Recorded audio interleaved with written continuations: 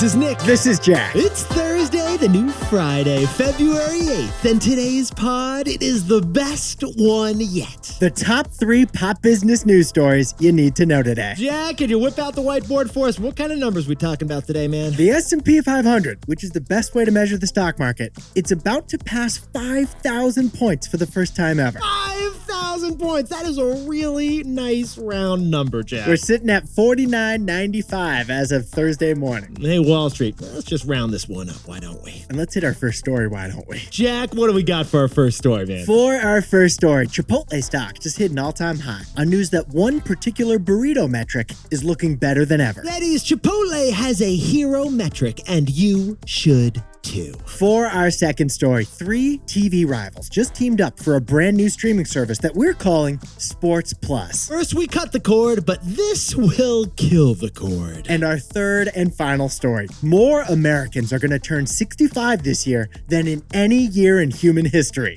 Brace yourself for the Silver Tsunami. The way Jack and I see it, dinks get all the attention, but can we finally talk about pinks? Passive income, no kids. New thing. Your in-laws are probably a couple of pinks. But before we hit that wonderful mix of stories. What a fantastic mix of stories today. Didn't see that silver one coming, Jack. Every year in America, it's like one chapter in a book. And if you want to know the theme of each chapter, then you gotta look at the Super Bowl commercials. Because every year, the Super Bowl advertisers reflect where Americans' money is and where Americans' minds are. Every year, the Super Bowl commercials are a mirror into America. Every year, Super Bowl ads are like a time capsule of that year's theme. At a cost of $14 million a minute, baby. For example, in 2021, the Super Bowl was really the Crypto Bowl. There's the Crypto Bowl. Bitcoin hit $60,000 and Doge hit an all-time high. And your uncle splurged on his first ETH during the game. How's that one doing, Uncle Bob? In 2022, it was really the Betting Bowl. Because every sports betting app won an ad in the Super Bowl. And your uncle lost $82 before the first quarter. Been kind of tough for Uncle Bob. And in 2023, the Super Bowl was really the Booze Bowl. Last year, for the first time, Budweiser wasn't the only alcohol advertiser during the game. Last year, Miller, Heineken, Crown Royal, they all advertised for the first time in the big Super Bowl game. Which begs the question, what's the theme of this year's Super Bowl? Jack, the theme of the 2024 Super Bowl is... her. It's her. 2024 isn't the Super Bowl, it's the Sheeper Bowl. It's the Sheeper Bowl. It's all about sheep. It's the Sue-per Bowl. It's about Sue. That's Sue. It's about a girl named Susan. Yeah. We'll go with any Sue pretty much, Jack. Instead of ads catering just to the snacking and drinking tastes of men, this year there will be commercials for women too. For example, Dove is doing their first Super Bowl commercial in 20 years. NYX Cosmetics is dropping its first lipstick ad for the big game. Elf Beauty is applying a $7 million commercial on your television. Now, what's the reason for the sudden interest from marketers in women during the Super Bowl this year? We had to jump in pretty hardcore on this one, didn't we, Jack? Do we even have to say the reason, besties? We assume that Travis Kelce's going to propose to Taylor Swift, probably around halftime. If he doesn't, it's just awkward. If he doesn't, his brother's going to give him a noogie. If he doesn't, Coach Andy Reid might do it for him. Oh, he's been waiting for it, Jack. But in the meantime, we already know the theme of this year's Super Bowl commercials. The theme of the 2024 Super Bowl is Sue. It's the Sue-per Bowl. It's her. Hi, she's the theme. It's her. Hey, Sue. Nice to see you there. Let's hit our 3 stories, Sue. 15 years before this song, 2 boys from the Northeast met in the dorm. They had an idea that caused a cultural storm. It's the best one yet, but the best is the norm. Jack, Nick, that's it. I don't even think they need to practice. 50%, that's a fat tip. T-Boy City on your at-list. If you know, cause we ready to go. We can't wait no more, so just start the show. Start the show. For our first story, Chipotle stock just surged to an all-time high. But Nick and I want to talk about the one word Chipotle is obsessed with, and that word is not guac. But Yetis, grab the swim trunks, whip out the bathing suits. We are 1 month from burrito season, baby. What does burrito season have to do with swim trunks and bathing suits? Mid-March, spring break, you're grabbing a little carne asada on the side, man. According to Chipotle, March through May is peak burrito season in America. But right now, it's tortilla time.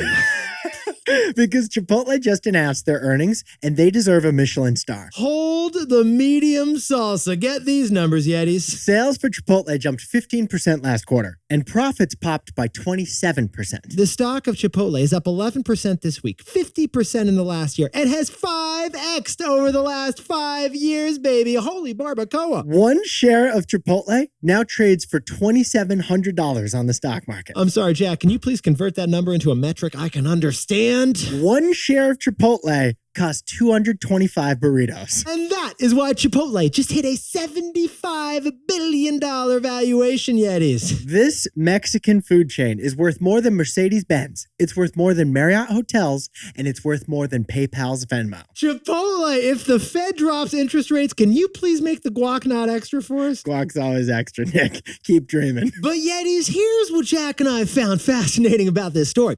There was only one word that the CEO of Chipotle was focused on the entire time. They were obsessed with the word throughput. Throughput measures how many meals Chipotle can serve during the busiest 15 minutes of the day. The higher the throughput, then the more customers that can be served during peak hours at Chipotle. For example, the Chipotle Nick and I live near in Union Square, 12:45 was peak hour. How fast can Chipotle get food to your face at 12:45? Jack, I think our buddy Timmy is still waiting in line from like 3 years ago at that Union Square location. The throughput determines how quickly they can whip you from the back of the line to burrito time. Well, the Chipotle CEO talked about throughput like he was Oppenheimer. He mentioned the word throughput 25 times on their earnings call with Wall Street. Like, throughput is his Everest. Because the company focused all their resources over the past year on boosting the throughput. For example, Chipotle added a fourth person to their assembly line, and Chipotle added an avocado slicing robot to their assembly line. They mentally trained their team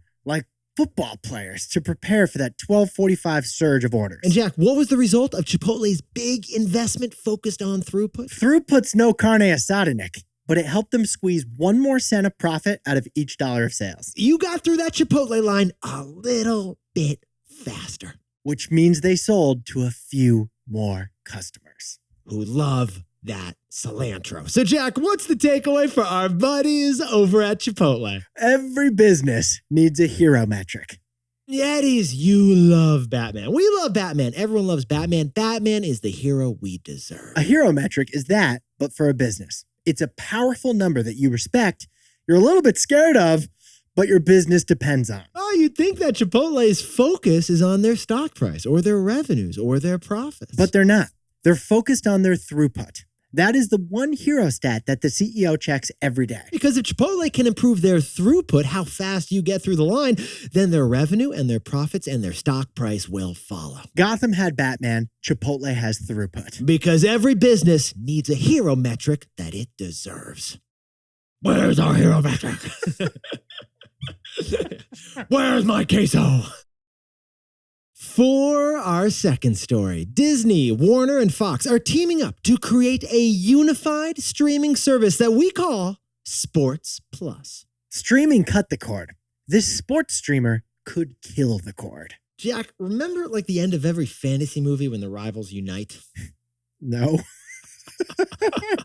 What's an example, dude? I feel like there's a Lord of the Rings where that happens. Well, that's basically what's happening here. Disney, Warner Brothers, and Fox shook hands to create a joint venture, one sports streamer to rule them all. For the first time this fall, you won't have to pay for cable TV to watch sports. Because this new streaming sports situation, it is 15 networks in one. This is huge. This one service is going to have all the ESPNs, all the Fox Sportses, and all the T's. You know, TNT, TBS, True TV. And now we should point out the name of this new thing is to be determined, but we think it's probably going to be called Sports Plus. Or Sports Max. Or Sports AI. Because, like, why not? After Sports Plus launches this fall, the price is probably going to be about $40 a month, which is twice as much as Netflix is. Because live sports is the most expensive content in the game. But that's still half of what sports fans pay today for cable.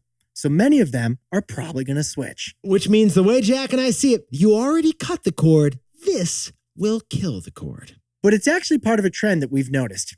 We're in the end of the exclusivity era of content. Yetis, Jack and I have been noticing that the gated garden that we've been used to in the media industry, it is open to the public now, baby. The walls between channels and exclusivity have come down over the past few months. All right, Jack, we should sprinkle on some context here. About a decade ago, with the rise of streaming, media companies started pulling all their content behind their own subscription. And that is why you've been paying for 5 streamers, plus Spotify, plus Audible, plus like 3 more streamers. You got subscription. That was the gated garden strategy. Keep your best content behind a gate so that customers have to pay to come inside. But here's the funny thing Jack and I are seeing out there.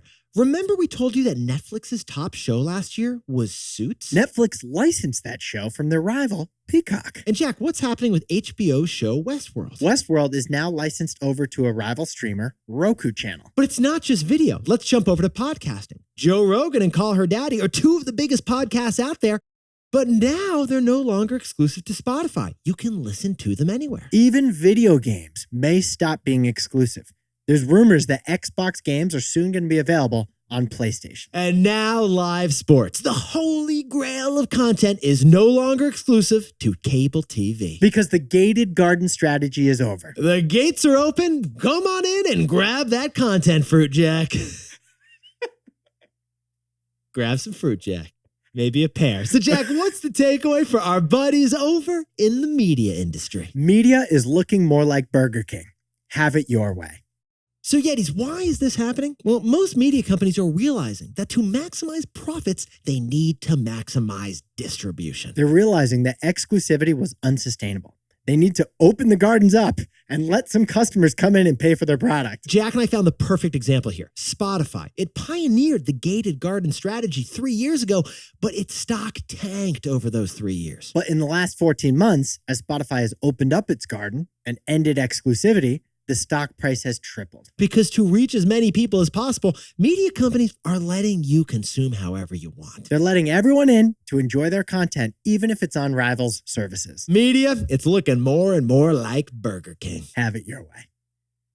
For our third and final story, it's the Silver Tsunami. More Americans are turning 65 this year than ever before. So Nick and I want to point out the most powerful force in the U.S. economy. It's pinks. It's not dinks, it's pinks. We got a new acronym, baby.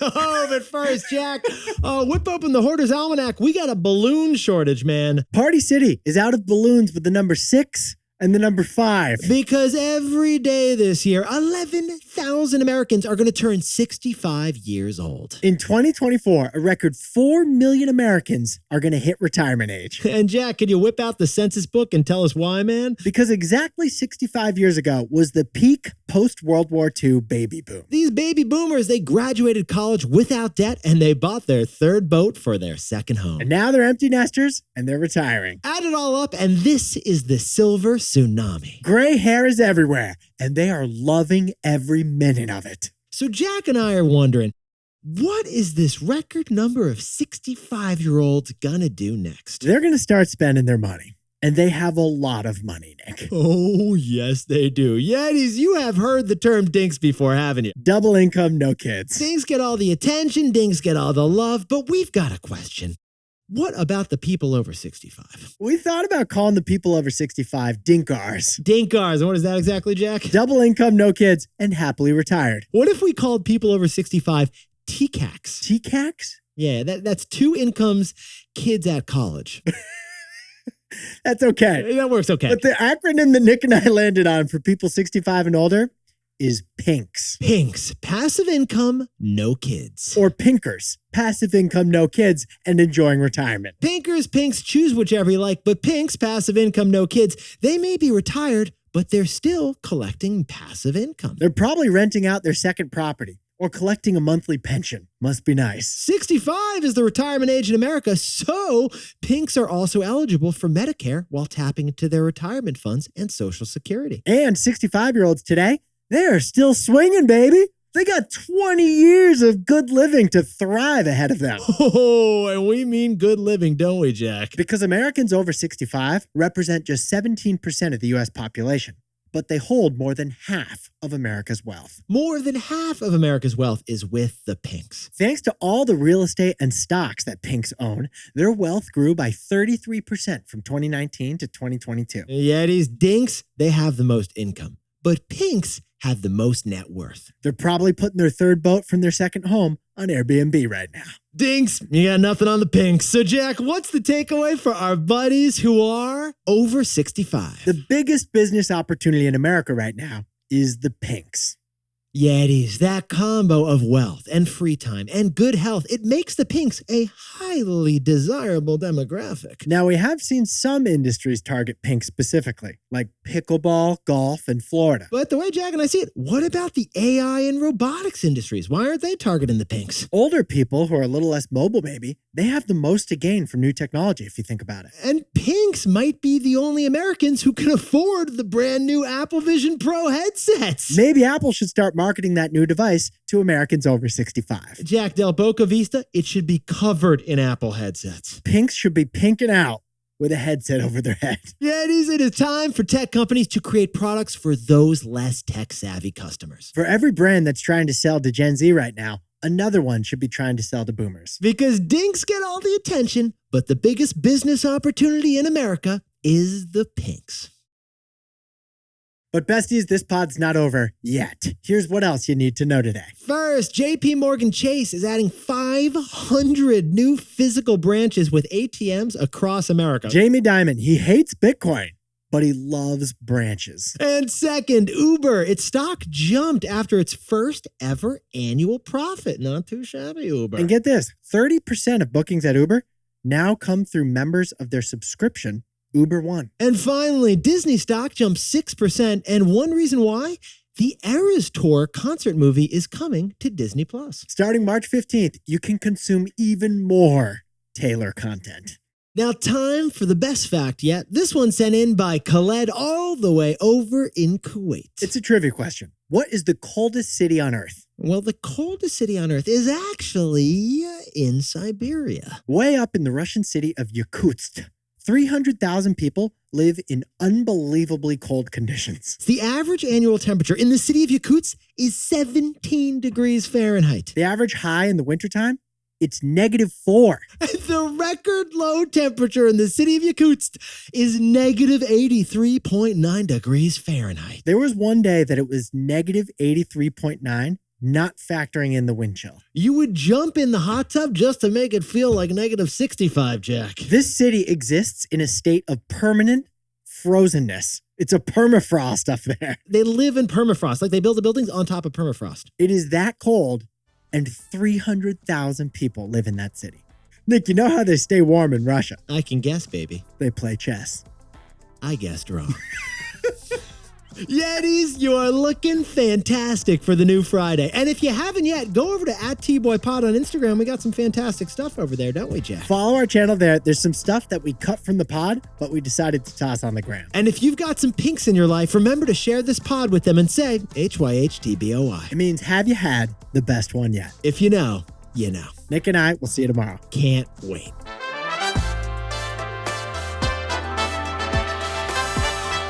And before we go, a happy birthday to Yeti Edith Secarelli, who just turned 116 years old in California. Edith was born in 1908. She's the oldest living person in America. And a happy birthday to Carlos Santiago over in Havana, Cuba. And happy birthday to the 11,000 Americans who are turning 65 today. And Francisco and Fernanda have their 10-year anniversary. They're snackers turned besties, and they're living their best life down in Houston, dinking it up. Congratulations to Marissa Brooks and Caitlin Baggery. They completed the Donna Marathon in Jacksonville, Florida for breast cancer awareness. Not too shabby. Rest up those legs. And to anyone else who's celebrating something today, make it a T-Boy. Celebrate the wins. This is Jack. I own stock in Disney, Roku, and Netflix. And Nick and I both own stock in Apple, Spotify, and Chipotle. And we both own ETFs of the S&P 500. And we both own one Bitcoin and some Ethereum. You mean when they unite so that they can take on the greater enemy? Like Daenerys tried to get Cersei to do, but didn't work out. Well, yeah, that one didn't work. But the other ones, they work.